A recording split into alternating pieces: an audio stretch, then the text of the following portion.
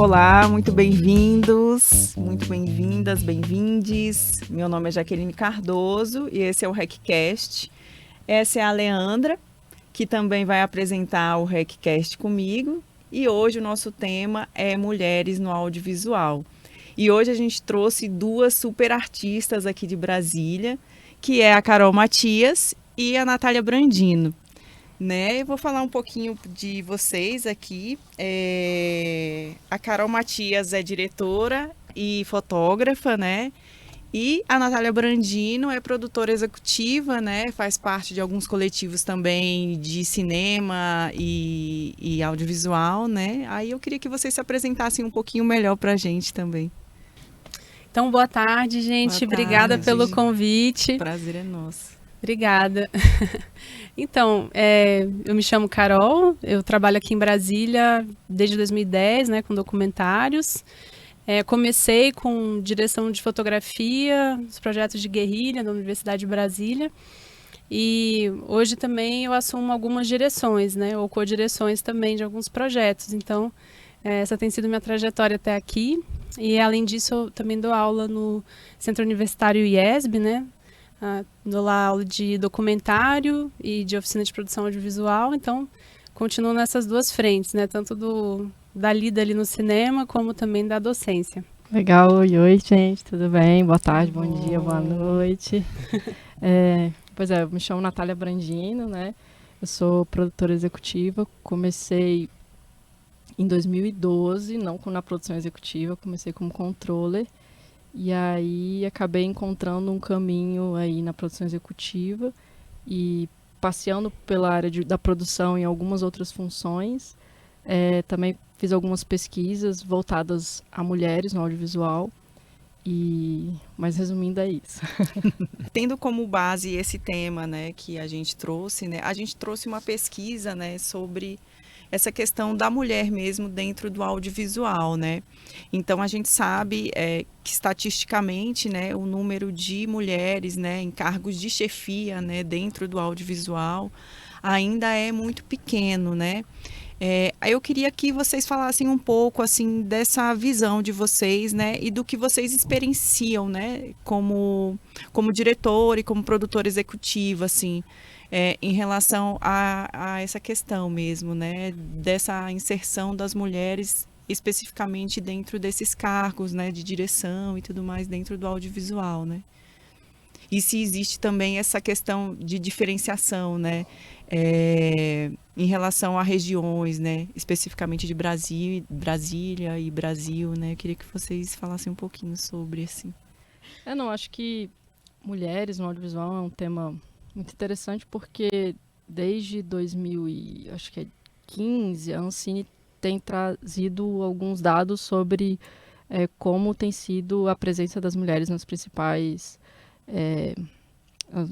cargos, né? E foi percebido que existe uma disparidade muito grande e também quando se aumenta esse recorte para raça, é muito maior ainda, né? Então, desde esse levantamento, foram feitos outros levantamentos e o que mudou foi muito pouco. A nível de Brasília, tem uma pesquisa que eu participo, em que a gente também tem levantado isso e percebido que, de fato, em Brasília a gente também tem um número que é compatível com a nível Brasil.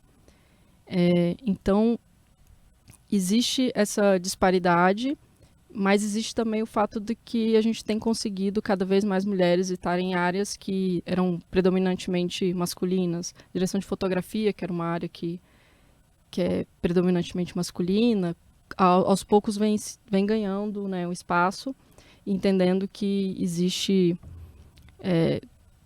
várias possibilidades das mulheres participarem, né?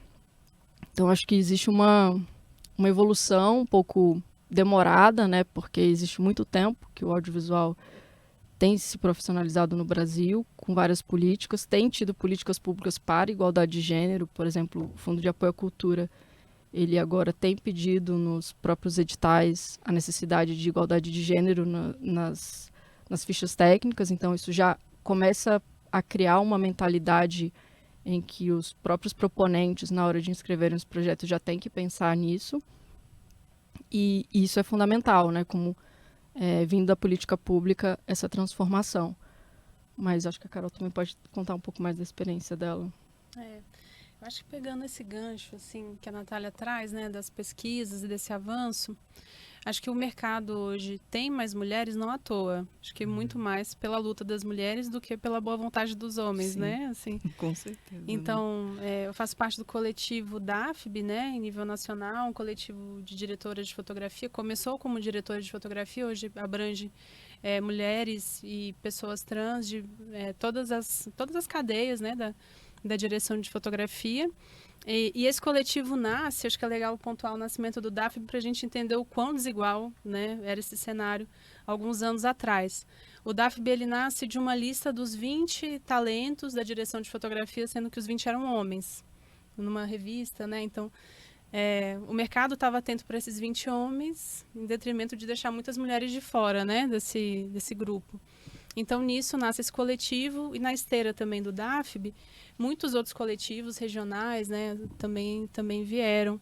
E um deles é o Movielas, né? O Movielas também é um coletivo não só de pessoas da direção de fotografia, mas também da parte técnica de som, né? A gente percebe muitas semelhanças nos nossos dramas, assim, né? Também com essa abertura para pessoas trans. E esses avanços que a gente tem, hoje eu consigo me falar, né? Eu trabalho com direção de fotografia, trabalho com cinema, com direção, nesse campo do documentário independente, né? Assim, quanto mais você afunila, né? A gente vai vendo que a presença de mulheres, ela vai se tornando quase irrisória, né? Na direção de longas de ficção, ela é muito pequena. Na direção de documentário já é maior, né? Projetos independentes já é maior. Nos filmes universitários, muito maior. Então, quando a gente está falando de filmes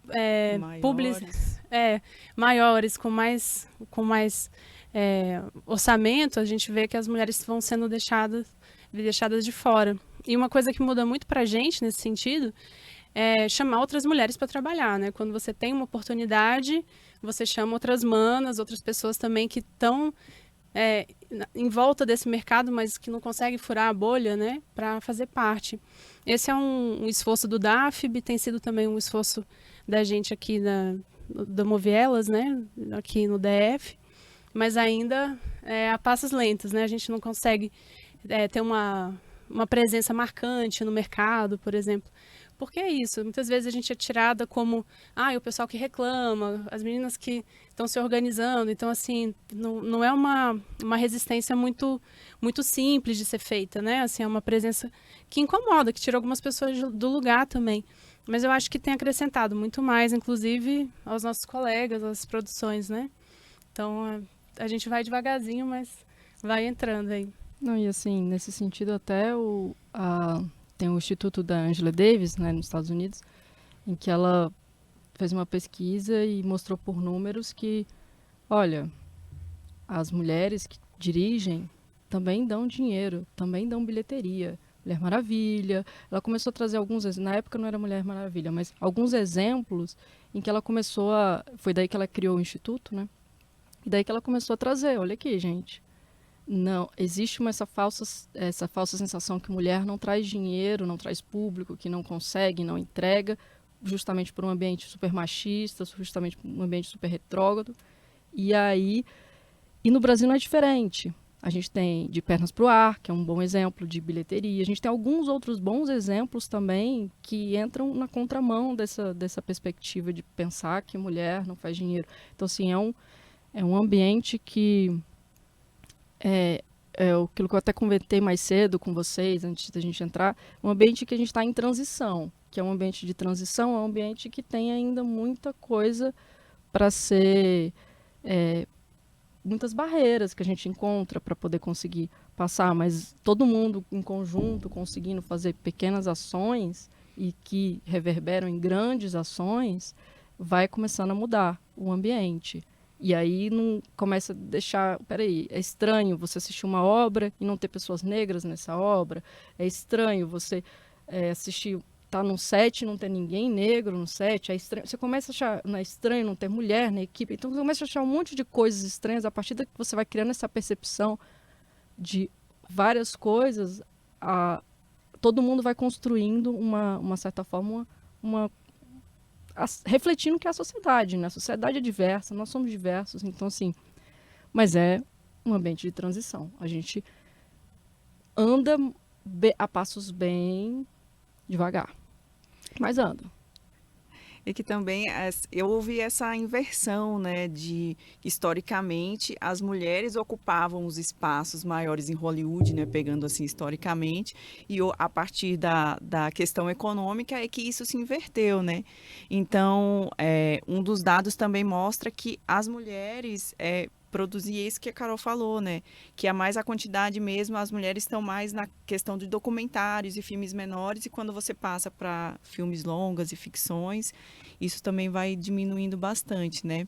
E o papel dos coletivos é muito, muito forte, assim, é muito importante, né? Porque a partir do momento que você tem essa visão feminina dentro do set, você consegue perceber essas nuances que talvez a outra pessoa num outro contexto não enxergaria, né? E passa a ter essa inclusão, né?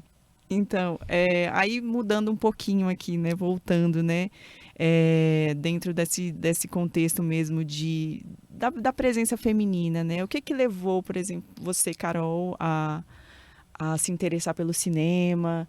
E você também, Natália, qual foi o norte, assim, o ponto que você falou, não, realmente eu quero trabalhar com isso, ou você entrou, a coisa te levou para esse caminho, assim? A fotografia me levou para o cinema, né? Eu cursei comunicação social na Universidade de Brasília, e dentro do curso de audiovisual, eu percebi desde o início que o meu interesse maior era fotografia estática, não era fotografia de cinema, né? Ao mesmo tempo, eu sentia muita dificuldade de pensar isso como uma carreira, né? Eu tinha muito encantamento, assim, muito prazer no fazer, assim, no ato fotográfico, mas muito pouca perspectiva profissional, assim, com a fotografia. Ao mesmo tempo que essa revolução das DSLR, né, das câmeras portáteis, me colocou mais próxima do vídeo. E nisso eu fui descobrindo o documentário. E aí foi no documentário que eu descobri uma possibilidade de continuar no audiovisual, porque eu acabei trabalhando nesse início de carreira muito mais com fotografia, com assessoria de imprensa, tentei o jornalismo, várias coisas assim, e ao mesmo tempo eu estava sendo empurrada para os institucionais de vídeo, sabe? E eu percebi que o que me dava gosto mesmo era o documentário. E aí, acreditando que o documentário tinha muita coisa em comum com outras áreas também, não só com cinema, eu fui estudar antropologia, né? E aí eu também vejo que essa atuação no cinema ela não é muito pura no meu caso, né? Ela vem de fotografia, passa pela antropologia, e assim eu vou resistindo e descobrindo assim os caminhos que não são só o cinemão, exatamente por essa dificuldade de entrada, assim, é difícil a gente fazer um filme e falar, poxa, esse filme vai entrar em cartaz em não sei quantas cidades do país, né? Como uma mulher jovem, praticamente estreante, assim.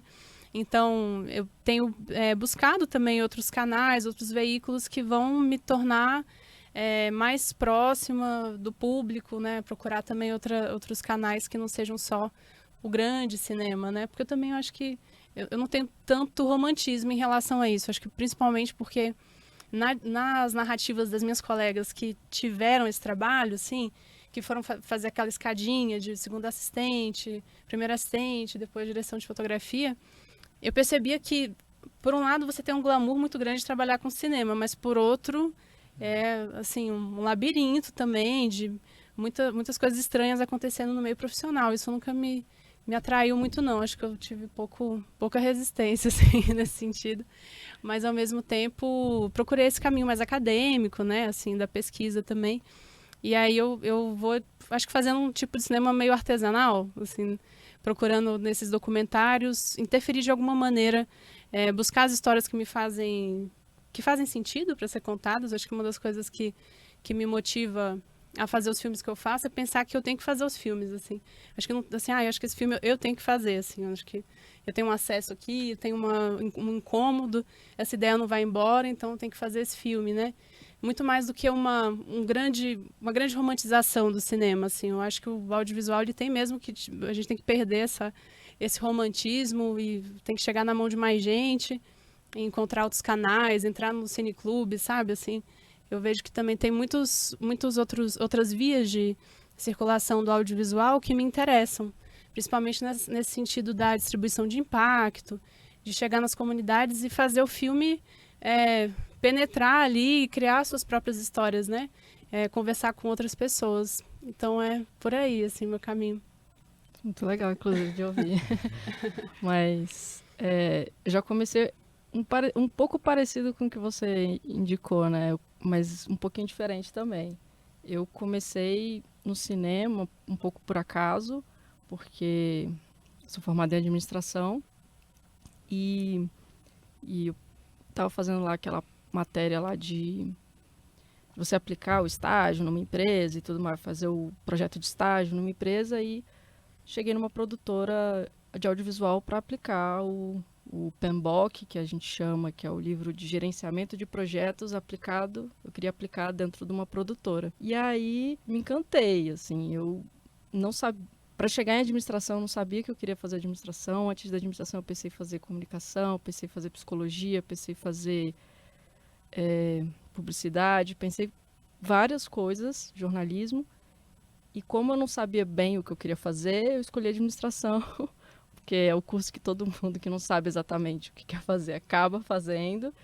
E é um curso que junta todas essas coisas de uma certa forma. Tem uma matéria de psicologia, tem uma matéria de direito, tem várias matérias lá, marketing, finanças, enfim. Cheguei na administração. E aí cheguei no audiovisual, assim, fazendo um estágio dentro de uma produtora audiovisual, que é a Ligoc Entretenimento, que fez o Rock Brasília, enfim, outras obras aqui de Brasília. E aí, a partir desse momento, falei, olha só, eu já gostava, eu sempre gostei, sempre assisti, sempre fui uma consumidora, né, de audiovisual. E aí, quando fui ver, falei, olha só, dá para viver disso, dá para estar aqui. Aí eu comecei a me interessar, falei, eu quero isso, eu quero ir mais a fundo, né? Aí a partir daí eu fiz uma pós em marketing, apliquei o estudo da pós em marketing num tema de cinema. Aí fiz uma pós em cinema que eu apliquei também no estudo sobre o estudo das mulheres. E aí depois ainda fiz uma controladoria em finanças, porque eu vi que o meu caminho dentro do audiovisual fazia muito mais sentido eu trazer essa parte do meu know-how de negócio, do meu entendimento sobre produção. E aí foi daí que eu fui trazendo e traçando essa carreira. Então, assim, foi um pouco por acaso em que eu fui também, igual você, juntando várias áreas, que eu acho que o legal do cinema e do audiovisual é isso, né? Tantas áreas, tantas possibilidades em que cada uma pode ser um conjunto de saberes e um universo único e próprio daquelas áreas. Então, acho que isso acabou me trazendo, né, para isso, e eu fui me apaixonando para isso, e até que o momento que eu falei, eu quero agora contar minhas histórias, eu quero escolher que tipo de filmes eu quero participar, eu quero ter essa independência, né? Aí eu saí da produtora, fiquei lá por uns 7 anos, participei de algumas obras que eu adorei ter participado, né? O Último Cine Drive-In, Uma Loucura de Mulher, e daí falei, vou abrir minha própria produtora. Aí abri minha própria produtora e desde então tem me trazido, eu tenho escolhido as obras e escolhido as coisas que eu gosto de tratar, temas que eu gosto de abordar. E aí isso mudou mais ainda a chavinha, como se se apaixonasse novamente pela mesma pessoa, porque antes você se apaixona, legal, posso fazer esses projetos, posso fazer isso. E daí quando você tem essa possibilidade de você escolher o que você quer fazer, que história você quer contar e participar completamente do processo, né, como produtora. Tem uma coisa muito interessante, assim, que foi isso, né, que foi uma coisa em comum, né, dessa coisa de que eu vejo como e isso é uma coisa muito das gerações, eu acho que também que vieram de um pensamento quando você vai entrar na faculdade nossa, mas eu vou fazer arte, eu vou fazer cinema, nossa, mas eu vou viver como, né? Isso é um questionamento que eu acho que talvez hoje esteja um pouco menor, eu acho, né? Mas eu queria que vocês falassem um pouco dessa perspectiva futura, assim, né? Em relação a isso, né? Porque o nosso público aqui também é um público mais jovem, que está no ensino médio e tudo mais. Então, essa é uma questão que eu vejo ainda muito hoje as pessoas falando, mas acho que antes era mais, assim, né? Nossa, eu vou fazer cinema, eu vou fazer arte, eu vou fazer, sabe? Então, rola uma preocupação, né? E aí eu queria que vocês falassem um pouco sobre essa coisa numa perspectiva assim futura, assim, em relação a esse entrar no mercado, né? Essa pergunta me dá calafrios, assim, perspectivas futuras, né? Acho que um ano como o nosso, assim, um ano tão decisivo em termos políticos, né? Depois de quase 4 anos de um desgoverno que tornou as nossas perspectivas muito, muito menores, né? Assim, em termos de cinema, de construção, de outras visões, outros realizadores, assim. Como professora, eu fico sempre nessa angústia de trazer um otimismo que eu não tenho nesse momento em termos de cinema. A gente viu nesse momento da pandemia o quanto que os streamings foram importantes, né? Quanto que muitas pessoas consumiram audiovisual, o audiovisual estava em tudo, né? E aí a gente sai do campo do cinema para outros lugares também, né? De produção de conteúdo. Mas em termos de política pública, eu acho que esses anos me mostraram quão frágil é o nosso horizonte. Né, assim, foram muitos anos de construção para a gente ter políticas, né, que pudessem trazer pessoas que não são necessariamente do eixo Rio-São Paulo, não são necessariamente herdeiros, não são necessariamente aquele núcleo ali que já tinha acesso, né? E a gente viu muita coisa nesse sentido ser desmobilizada, ser desconstruída, uma velocidade dissolver nos nossos olhos, né? Então, eu acho que, em termos de perspectivas futuras, a gente vai ter muita dificuldade de reconstruir, que nesses anos foi destruído em termos de política pública para o cinema e para o audiovisual, né? A gente tinha uma ideia de escoamento também da produção, que eu acho que era muito importante, né? Então, você tem um fundo setorial, onde o produtor independente ia criar um filme, depois ia passar na TV Brasil, né? Assim, um canal na empresa Brasil de Comunicação. Isso tudo foi desmontado muito rápido. A EBC está numa luta para não se tornar definitivamente uma TV do governo, né? Ela não teria essa característica, para isso também teriam outros canais. Então, eu tenho assim uma esperança, porque eu acho que dias melhores podem vir, mas eu acho que são dias para a gente reconquistar o tempo perdido. Não é um avanço, assim, né? Com esses mercados que são atrativos para a gente, dos streamings, né, da produção de conteúdo, tem muita demanda, eu acho que mesmo assim não é uma coisa para a gente estacionar e falar, não, tá ganho, porque essas produções não chegam aqui com facilidade, né? E a gente kamikaze também, né? Esse mercado é kamikaze. Exatamente. Então, eu vejo assim que a gente não pode esmorecer, né? Não tem nem esse direito de esmorecer, porque aí a gente foi vencido. Sim. Ao mesmo tempo, a gente também tem que estar em cima, assim. Eu acho que é muito importante para os jovens, assim, para o pessoal que está fazendo curso aqui no IFB, outros estudantes também de outras faculdades, outras escolas de audiovisual, perceber o quão importante é essa atuação da juventude também na criação e na manutenção dessas políticas que são decisivas depois de formados, assim, porque não é uma questão de a gente só pega trabalho financiado pelo governo, mas nos países onde o cinema é forte, isso não é uma invenção brasileira, né? Onde o cinema é forte, isso já aconteceu, isso tem acontecido, né? Tem incentivos para filmar nas cidades, tem incentivos fiscais, tem incentivos que desde o roteiro, tem milhares de incentivos, né? Então essa ideia neoliberal de que o cinema tem que se sustentar por si, que a bilheteria tem que trazer... Isso não corresponde à realidade. Sim, a gente está num momento ainda de formação de público para o cinema brasileiro, que tem casos super interessantes de grandes bilheterias, né? Mas isso não é a regra, isso é a exceção, né? E se a gente pensar o caso da Coreia do Sul, né, que hoje tem um cinema muito interessante, a gente vê que teve um investimento diante de um monopólio ali do Jurassic Park em algum momento, né? Não existe mais cinema coreano porque as salas foram tomadas pela Major, né? Então, eu acho que se a gente não tiver esse olhar, e principalmente a juventude, não perceber a importância da própria atuação, dificilmente a gente vai avançar. Esse horizonte vai ser só segurar os retrocessos, né? A gente não vai ter muito mais além disso. A gente está, inclusive, em debate, né, sobre a regulação do streaming. O streaming, ao mesmo tempo que ele gera emprego, gera oportunidades e possibilidades pelo tempo que a gente ficou parado por causa das políticas públicas paradas, ele também tem esse efeito que não quer ser regularizado, não quer ser regular. Então, é meio complexo a questão, assim. como você estava falando do parque exibidor, né? Nosso parque exibidor caiu drasticamente. E além disso, além de ter caído drasticamente, quando vem um lançamento dos Estados Unidos, um lançamento blockbuster, eles ocupam 90%. Muitas salas. Aí como é que você vai negociar? Você com seu filminho vai lá negociar. Coloca aqui. Eu não, vou colocar o próximo Marvel que vai me dar a bilheteria e não sustenta, porque não sustenta. Não chega. Então, assim, é importante essa manutenção e, na verdade, construção. Manutenção do que voltar ao que aconteceu e reconstrução, né, de outras coisas, porque, de fato, foram anos para a profissionalização do cinema brasileiro, para ele chegar num ponto que está, de ir festivais, conseguir conquistar prêmios, da gente conseguir relevância. A gente é um mercado relevantíssimo. Para eles venderem o filme deles aqui, os estrangeiros venderem o filme deles, nosso mercado é relevantíssimo. A gente tem público, a gente tem consumidor. Então, assim, é muito difícil essa questão de como a gente conseguir voltar a andar, né, dentro das possibilidades e também preservar a cultura nacional, porque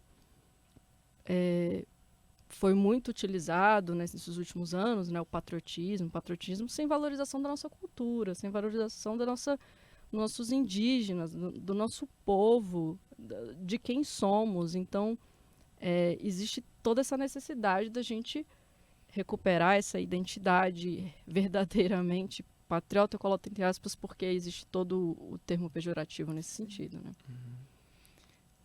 Também uma coisa que eu vejo muito é uma marca, né, assim, nos filmes, né, mais independentes, que é justamente isso, né, de mostrar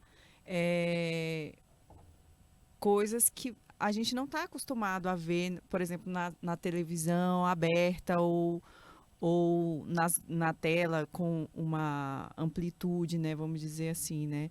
E que, por exemplo, a Carol tem essa marca, né? Assim, você considera que também é uma marca característica sua de direção, assim, também, de direção de fotografia, que também é esse retrato, né? Porque você tem um filme que é sobre a comunidade quilombola, né? Tem o filme dos catadores, né? Então, essas histórias, assim, são histórias que são a cara do Brasil, né? Que são histórias que a gente vê diariamente, mas a gente não vê retratado, né? Não é uma coisa que você carece de identificação, vamos dizer assim, porque o que se passa são outras coisas, né? Então, eu acho que tem isso, né? E no cinema da Natália também, né? Que são essas histórias. Então, acho que nós, mulheres, né, também temos essa característica, né, de contar essas histórias e tentar colocar isso em tela, né? Você acha que é uma característica sua, assim, como que você considera uma marca de vocês, que vocês consideram marca, assim, do cinema, assim, que é uma característica de traço? Esse filme é da Carol, esse aqui é da Natália. Tem alguma coisa, assim, que vocês acham que tem essa característica, assim? Olha, eu não sou crítica de cinema, né? Para avaliar meus próprios filmes, aí é um desastre mesmo, em termos de estilo, não sei. Mas, assim, eu tenho, acho que nesse percurso, né, do documentário, acho que uma sinceridade em termos de interesse mesmo. Então, eu acho que o documentário é uma ótima desculpa para a gente se aproximar das pessoas, né? Para conhecer um pouco, as pessoas se abrem e a gente tem esse encontro. Eu acho que o documentário é muito mais sobre o encontro do que, de fato, sobre aquelas pessoas, sobre o nosso encontro com elas também, né? Então, eu acho que talvez isso seja uma coisa que prevaleça nos filmes que eu participei, né? Essa qualidade o retrato do nosso encontro, né? Acho que todos eles acabam correspondendo um pouco a isso. E aí você falou uma coisa interessante, né? Assim, esse lance do cinema independente. Você é independente nos temas, você é independente na estética, sabe? O filme, ele vai procurar a sua forma diante da possibilidade que você tem, se você vai contar a história de um grupo que é estigmatizado, como que você pode sensibilizar o público, né, para se aproximar afetivamente, ou se você tem uma visão mais lúdica de outra coisa, enfim. E eu acho que quando a gente está atendendo a demandas específicas de produtoras específicas, como é o caso dos streamings, muitas vezes a gente não tem essa opção de soltar a mão, né, em termos também de estética e da própria ética, né, assim, você dificilmente vai ter tanto tempo para fazer um filme, né, ou no Rastro das Cargueiras, ele, de pré-produção, se a gente pensar o tempo de pesquisa, ele teve 2, 3 anos, né, assim, para fazer um longa pequeno, assim, de 70 minutos. Então, nem sempre a gente tem esse processo tão consolidado, assim, nem sempre você pode ter isso. E principalmente as escolhas eram nossas, né, da equipe, né? Então, não só minha, assim como não só as minhas escolhas como diretora, mas de toda a equipe, do roteirista, do diretor de fotografia, da sonidista, da montadora. Então, é um filme que eu acho que as nossas assinaturas combinam ali no final, né? Assim, acho que mais do que pensar uma marca desse cinema, que eu acho que ainda é um cinema que está acontecendo, eu acho que eu estou descobrindo o que é isso ainda, né? Eu vejo que esse lugar onde eu quero estar com o meu trabalho é um lugar onde a gente consiga descobrir coisas juntos, tanto com a equipe, com meus colegas e minhas colegas, como também com as pessoas que topam participar dos projetos. Nossa, essa é uma pergunta muito difícil, de autorreflexão, assim. A terapia aqui agora. Terapia. Mas assim, confesso que a minha trajetória ela foi moldada um pouco com as oportunidades que eu tive. Então, assim, a partir do momento que eu consigo colocar as oportunidades, e eu acho que ela ainda vai aparecer, mas eu acredito que o primeiro filme que poderia começar a ilustrar um caminho do que eu imagino é o próprio Valentina, porque é um filme que tem uma temática que, a partir do momento que a Érica, a produtora, me convidou para fazer, eu falei, eu preciso fazer esse filme, e é isso. Até o momento não tinha outro filme sobre a temática trans, então eu falei, eu preciso fazer esse filme e gostaria muito de estar na equipe mesmo. Então, eu acredito que o Valentina é um exemplo interessante nesse sentido de onde eu quero, os próximos filmes eu quero que sejam. Eu prefiro contar ficções, histórias de ficção, mas já fiz também documentários.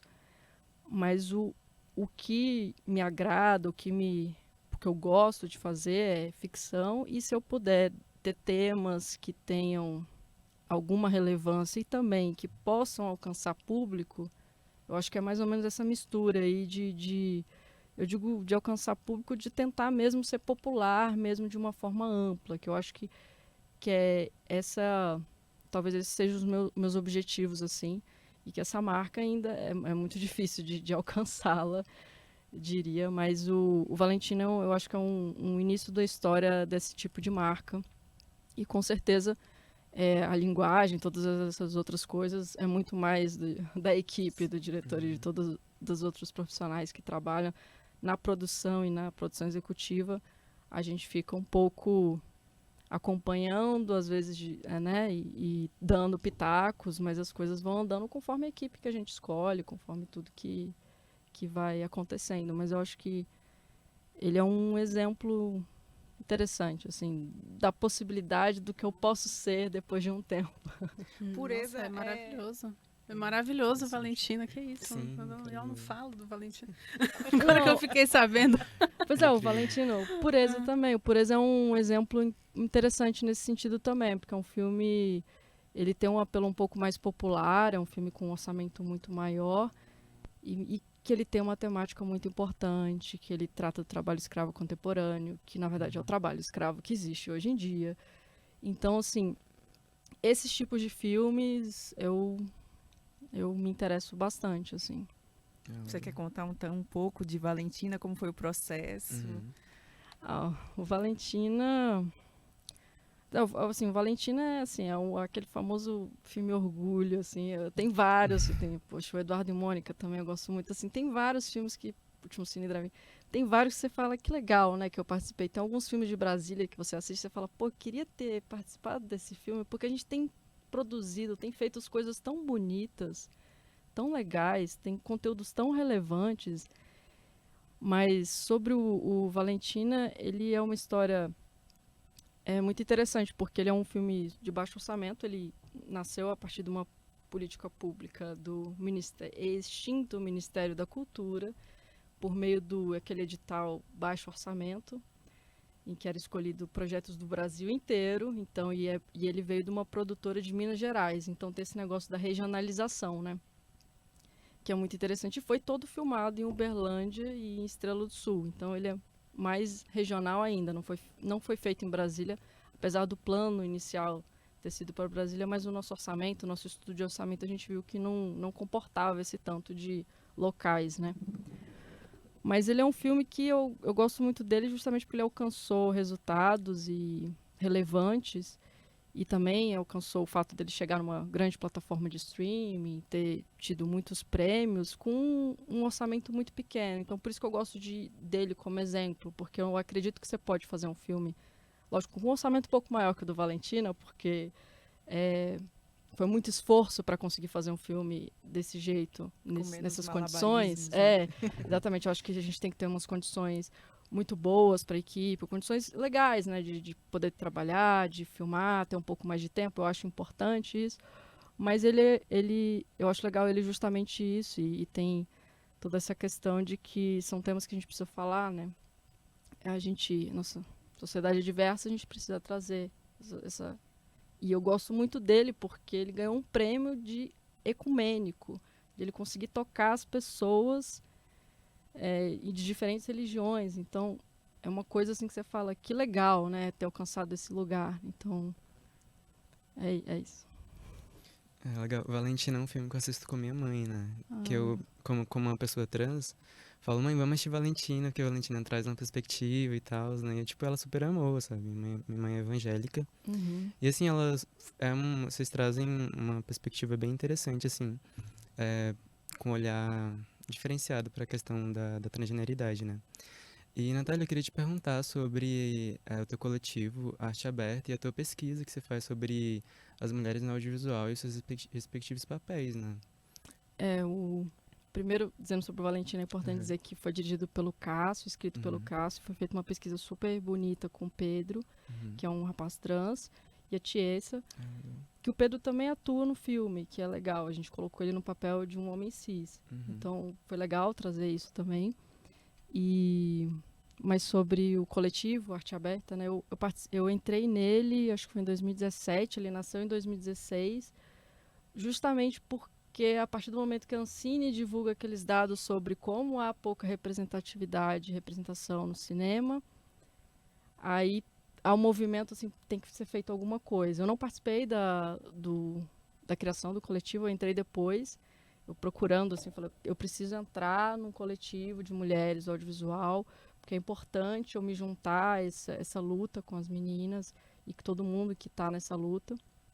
Porque eu tinha feito a pós-graduação em cinema e eu tinha feito o tema Mulheres do Audiovisual, em que eu peguei os 10 filmes de maior bilheteria da época e comparei, trouxe alguns parâmetros, se eles passavam no teste de Bechdel, que é aquele teste de ver se no mínimo há uma fala que não seja sobre homens, das mulheres, e outros testes que diziam se a mulher tinha um arco dramático, enfim. Eu fiz algumas coisas ali, testei também sobre como é que estava a ficha técnica dos principal desses filmes, e aí cheguei num dado relevante, acabei publicando ele na revista Filme e Cultura, esse estudo, que foi a partir de um chamamento público só sobre mulheres, e aí estava lá esse artigo que foi publicado.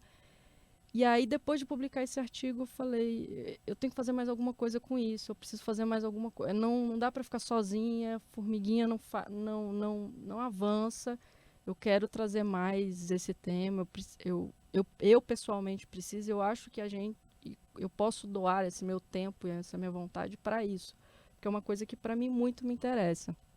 E aí procurei coletivos na época aqui em Brasília, eu falei, quero um que seja de Brasília. Procurei o Arte Aberta, ele tinha feito várias publicações sobre coletivos no Brasil.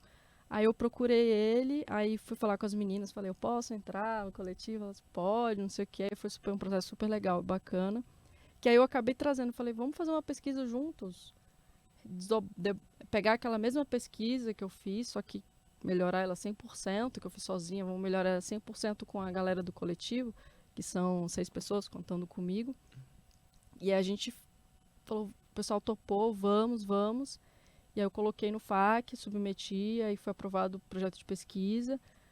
Aí a gente tocou por 2 anos essa pesquisa, analisando os filmes lançados de 95 a 2018, lançados no cinema, que eram produzidos ou coproduzidos em Brasília. Por que o coproduzidos? Porque somados dão 20 filmes. Então eu tive que acrescentar para dar uma amostra mais interessante para a gente poder trabalhar esse tema. E aí a gente trabalhou 3 eixos temáticos, analisando esses filmes de 360 graus. Assim, no primeiro eixo a gente analisou papéis tradicionais de gênero para ver como que as personagens, se elas estavam sempre na casa, cozinhando, cuidando de coisas tradicionais, né, ditas tradicionais. No segundo eixo a gente pegou esses testes de representação, Bechdel, esses outros que eu já tinha pego naquele outro estudo. Que a gente já tinha pego naquele outro estudo. No segundo eixo a gente analisou já a perspectiva de gênero do homem, na questão da violência, a gente analisou as cenas de violência, quem praticava a violência, como praticava, como é que isso é feito, se isso influenciava no arco dramático, se isso não influenciava. Ele fez um monte de perguntas, se era a vítima, quem é essa vítima que está sendo recebida, como é que essa perspectiva de raça, de gênero, se só quem tem sido o ator e o receptor dessa violência. E depois ainda pegou um outro eixo que a gente analisou por trás das câmeras, vendo quem que estava nesses aí. E aí a gente trouxe um compilado e deve lançar esse ano essa pesquisa num site só com essa pesquisa, que foi feita junto com essa galera maravilhosa do coletivo, que é a Alina, a Távora, a Bárbara, a Luciana, o Rafael, a Risla, e também foi orientado pela Amália. Legal. Você pode comentar um pouco dos papéis do resultado da pesquisa com relação às mulheres? O que você tem mais ou menos uma base? O que deu nessa pesquisa? Então, a gente encontrou, assim, só para ter uma noção, assim, a gente foi encontrando vários dados interessantes em cada um dos eixos. Uhum. Então, assim, primeiramente a gente encontrou que desses 20 obras, só uma era dirigida por mulher. Então, 95% das obras foram dirigidas por homens. A única mulher era a Cibele Amaral, na época. Então, assim, já mostra a dificuldade que nós, mulheres, conseguimos lançar um filme no cinema dirigindo por mulheres. Então, existe isso numa perspectiva de 95 a 2018. Eu entendo que depois disso a gente tem outros cenários. Mas eu também estava analisando só filmes de ficção. E justamente que é aquilo que a gente conversou no início aqui, as dificuldades de você ir afunilando, né? E aí, além disso, encontrou que 70% é homem, branco, da equipe técnica, enfim, várias verdades que a gente já tinha, a gente encontrou também. E os papéis tradicionais de gênero também eram encontrados nesses filmes, que a gente usou papéis tradicionais de gênero a partir de uma pesquisa de 1980 que definiu o que eram os papéis tradicionais de gênero. Em 1995 a 2018, a gente encontrou ainda essa perspectiva de papéis. E, além disso, um dos eixos a gente encontrou a questão da violência. Também tinha uma violência racializada, mas para alguns tipos de raça, a violência, o agente e o receptor tinham algumas questões, que acho que as mulheres trans eram mais responsabilizadas quando elas praticavam a violência do que mulheres. Uhum. Quer dizer, e eram poucos filmes. Eu acho que desses filmes, 25% desses filmes tinham representação de pessoas LGBTQIA+. E quando ela é representada, se você vai juntando os resultados de cada um, você vai, peraí, então esses filmes tratam assim. Então você vai começando a ter uma perspectiva em que é um caminho, um universo para ser trabalhado, né? Uhum. De coisas que a gente está colocando em tela, que as pessoas estão assistindo, estão sendo inspiradas, refletidas ou não refletidas, e que cabe o nosso papel de realizadores e consumidores de questionar o que está acontecendo, né? Mas isso são alguns dos resultados que a gente encontrou. Tem mais outras coisas aí que, quando estiver disponível, vou avisar para vocês. Legal, obrigado. Você quer falar um pouquinho sobre No Rastro das Cargueiras pra gente? Como é que foi o processo? Quero. Tô pra isso. Conta aí. Ele, inclusive, eu acho que tá na mostra agora do CCBB, não é? Isso, né? Tava no Cinebike, né? Isso mesmo. Foi um festival muito especial, assim. As cargueiras são bicicletas, né, de carga, né? Elas ganham esse nome pelo pessoal que realmente usa. E são bicicletas usadas, acho que no Brasil inteiro, geralmente para transportar as mercadorias, né? Então, são bicicletas de entrega tradicionais, assim, nas cidades. Mas que nesse caso, aqui em Brasília, são bicicletas da reciclagem. São bicicletas que vão levar os produtos, mas não os produtos, mas suas embalagens, né? Na logística reversa. Então, essa foi uma história que me encantou muito, assim, a figura da cargueira, assim, cheia de sacos plásticos, né? E uma pessoa pedalando uma bicicleta muito volumosa, assim, já me chamava a atenção. Aí quando eu percebi que não era uma pessoa, mas uma comunidade, eu fiquei muito, muito ligada, quis me aproximar. E aí, antes do filme, eu desenvolvi uma pesquisa, né, no âmbito do mestrado lá na UNB, na antropologia, onde eu tive tempo para conhecer essas pessoas e entender um pouco por que aquelas pessoas que são catadores, ou seja, que realizam, né, a reciclagem, são entendidas como sujeira na cidade, né? Assim, é muito duro assim pensar, mas basicamente a compreensão do governo muitas vezes e da sociedade civil é de que aquelas pessoas sujam o espaço, né? Então E eu vi justamente o contrário, né? eu vi uma tensão muito grande, assim. Então essas questões assim mais relacionadas, né, à antropologia urbana, eu abordei ali na dissertação. Mas eu sentia falta de fazer essa história acontecer também como audiovisual, né? E aí, depois de 2 anos de pesquisa, a gente conseguiu o financiamento do FAC e produzimos. Seria um média, virou longa, a gente foi fazendo foi aumentando. Malabarismo bom, assim. Não recomendo. Não é legal, gente. Não recomendo, mas a gente tinha que passar por isso. E o No Rastro das Cargueiras foi um filme filmado em pouco tempo também. A gente entendia essa contingência, né, do orçamento. Então, por isso, a gente teve uma definição de roteiro, né? Então, é um documentário que ele é tanto observacional, como ele tem algumas sugestões de cena. Não é um documentário observacional tão puro, em termos, né, da gente ficar ali junto com os personagens. À medida que eles vão fazendo as coisas, a gente acompanha. A gente já tinha algumas coisas que a gente queria de antemão. Então, a gente filmou em pouco tempo.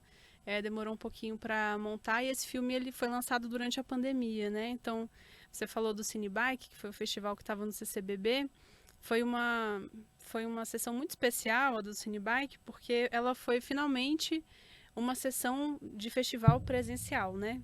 Ai, desculpa também.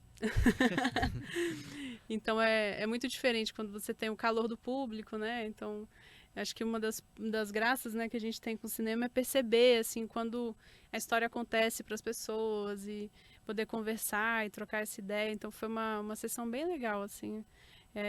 E feliz também que essas sessões estão voltando, né? Que a gente tem mais sessões presenciais, que a gente pode ter mais troca, porque é de aquecer o coração mesmo, né? Assim, quando o cinema chega na tela e eu ficava olhando, falei, gente, esse filme, ele tá nessa tela grande, que coisa, eu já tinha visto ele tantas vezes, né?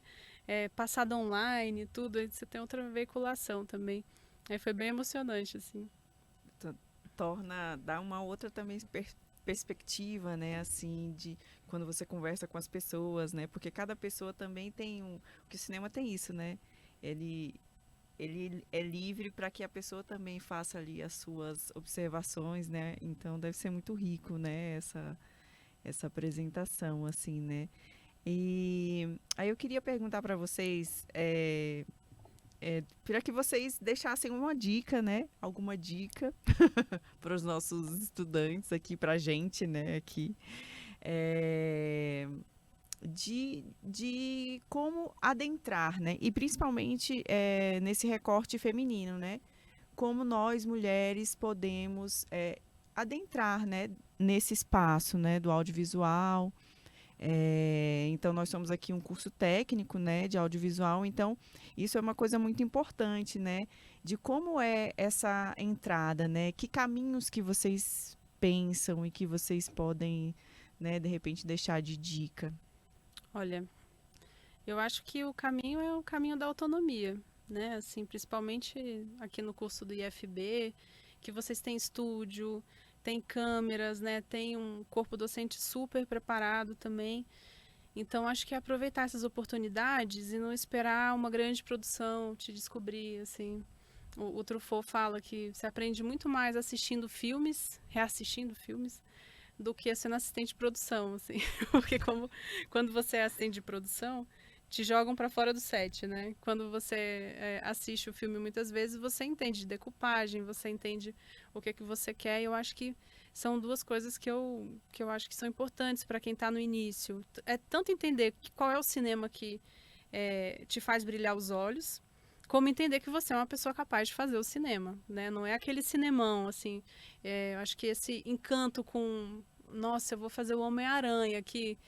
Então abraça a causa e faz uma paródia, né? Assim, mas entende... Eu acho que é muito legal a gente entender de onde a gente está partindo, né? E nas experiências mais próximas, eu percebo que a gente conseguir fazer os nossos próprios filmes faz a gente descobrir quem são os parceiros de vida da gente, assim, no trabalho, e faz a gente se descobrir também em movimento, né? Então, depois vem a disciplina de outros sets maiores, né? Para quem vai atuar realmente na produção. Mas eu acho que é muito importante você acreditar junto com seus colegas que vocês são capazes de fazer filmes que só vocês vão fazer, né? Os estudantes do Recanto das Emas, as estudantes, vão contar histórias que eu não vou ser capaz de contar. Eu não vivo essa realidade e não vivo esses sonhos, né? Então eu acho que é muito importante que se organize, né? Assim, que essa coletividade seja uma coletividade mesmo, da gente confiar e colocar os projetos na mesa, não ser uma coisa competitiva, e a gente aprender a trabalhar em conjunto, né? Porque eu acho que é nisso que saem os filmes, e tem um circuito universitário, aí tem uma mostra aqui, outra lá, e quando a gente vê, já tem um olhar, você já consegue olhar e falar, cara, essa pessoa que está aqui, ela está fazendo filmes interessantes, né? Então, eu acho que eu não consigo ver um caminho, assim, muito diferente, sabe? É o aprender fazendo, né? Assim, Eu acho que essa característica que a Carol falou de se organizar coletivamente, eu acho muito importante. Procurar estágios em produtoras, eu acho que também ajuda bastante. Foi daí que eu comecei também. Eu consigo visualizar isso como caminho. E também existe também, como falou, o que você quer e também o que é possível, né? A gente está em tempo de período eleitoral. Vai surgir possibilidades de trabalhar com período eleitoral. Você vai ganhar experiência, você vai ganhar... Então, assim, tem outras possibilidades do audiovisual? Tem publicidade, tem institucional, tem... Além de fazer cinema. Então, começar a tentar caminhar, talvez, na beirada, para ir começando, e depois dali vai ter um diretor, uma diretora que você conheceu, que daí vai te levar depois para um outro projeto dela. Então, eu acho que são essas possibilidades. E também ir fazendo os seus próprios curtas, colocando nos festivais e colocando, porque daqui a pouco vai na Mostra Brasília, ganha um prêmio, opa! Aí daqui a pouco você vai criando isso aí, faz um curtinha, faz mesmo sem recurso, e aí você vai ganhando alguma visibilidade. Pelo menos foi assim que eu vi muita gente ganhando visibilidade acontecendo. A formação acadêmica ela é super importante. A gente consigo citar alguns exemplos de diretores. René Sampaio saiu da UNB, o Cássio saiu da UNB. Tem alguns exemplos de pessoas que estão aí fazendo longas-metragens, que estão, né, atualmente trabalhando e vivendo disso, que saíram do campo universitário, que começaram fazendo seus curtas no âmbito universitário, e aí foram ganhando um prêmio ali, num curta ali, fazendo ali, um estágio ali, né, trabalhou institucional, trabalhou em publicidade, e depois foi chegando no caminho natural, porque o nosso setor é um setor coletivo, e a coletividade vai se mostrando. A partir do momento que você aparece e é presente, vai fazendo legal, você vai sendo chamado e vai construindo. E no caso, um exemplo pessoal que eu tenho em relação a isso é encontrar um gap no mercado. O que as pessoas quando fazem cinema não querem trabalhar com produção às vezes, não querem trabalhar com dinheiro, não querem trabalhar com edital, não querem trabalhar com prestação de contas. Então vou me especializar nisso. Então foi um gap que eu entendi e falei, vou entrar nisso e tem isso suado, mas lógico que você tem que querer fazer isso, porque é outro tipo de trabalho. Então, eu acho que também pensar num gap, pensar nas possibilidades, né, te ajudam a e testar, testa, faz possibilidades, faz videocast, faz podcast, faz outras variações que não custem tanto dinheiro para você poder rodar e alguma coisa vai virar nisso. Eu acredito que existe essa possibilidade. Enquanto você vai colocando energia, colocando força e vai virar, alguma hora vira. Ah, sim, queria saber, antes de encerrar, sobre os projetos de vocês futuros, se vocês puderem falar um pouquinho. Começa contigo, Carol. Vou usar isso até o final. Vai. Então, esse ano é um ano de retomada dos sets, né? Assim, então, é um ano que já tive, né, na produção de um documentário, então já estou bem feliz de voltar a filmar, né, cinema. Então, alguns projetos que estavam ali parados, esperando um momento de mínima segurança sanitária, estão voltando. E aí, agora para esse segundo semestre, tem um projeto que eu tenho muito carinho, que a gente está em pré-produção agora e que vai lançar ainda nesse segundo semestre, que é o Circularidades, que é uma continuação do No Rastro das Cargueiras, né? É um tipo de continuidade, porque é um projeto transmídia, é um webdoc que busca, para fora do cinema, mas ainda com a linguagem do audiovisual, sensibilizar o público das regiões aqui de Taguatinga, Arniqueiras, Vicente Pires, Águas Claras, Guará.